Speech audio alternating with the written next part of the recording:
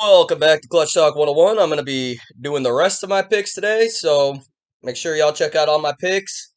I'll throw in a few good players in there to maybe put some parlays on, and we'll go from there. Next up, I got Las Vegas Raiders at Jacksonville Jaguars.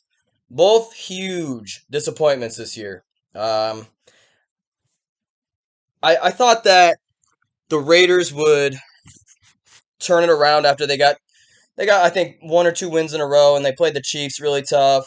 Um, and then they get shut out 24-0. Now I understand Saints got a tough defense. Marshawn Lattimore was out, their best secondary player. But you're playing in New Orleans. I understand that to an extent, but to be shut out completely, that's really telling on how this team is functioning right now.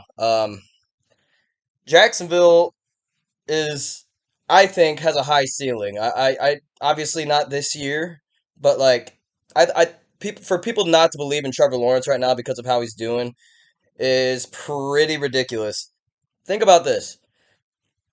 Just recently, like maybe the past like 10 to 15 years, that not even 15, last 10 years, that the a rookie quarterback or a first round quarterback was expected to start right away, no matter how functioning your team is, and you just got expectations like that. Back in the day, they would sit first rounders, second rounders, third rounders. They would sit them until their quarterback situation was. I mean, they would get a bridge quarterback until the young guy was ready. Um, they threw Trevor Lawrence in the fire, which I don't blame him. I probably would have ended up doing that too, but he doesn't got a team around him. He really doesn't. I mean, to say that his best team has Christian Kirk and Travis Etienne, that kind of speaks to I mean, what kind of weapons he's had. I think the Jags kind of turn it around this weekend and have a decent game. I think they're going to win 24-17. I think the Raiders are just lost. They got potential to have big days any game of the year. They really do, just because of their roster. But I think Josh McDaniels, honestly, I saw him here.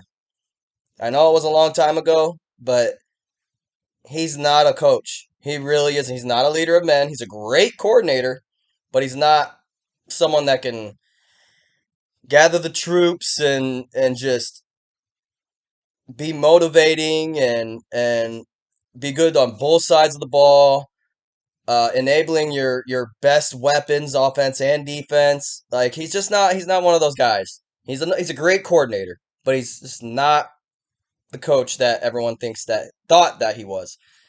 So yeah, I got Jacksonville Jaguars 24-17 at home this week.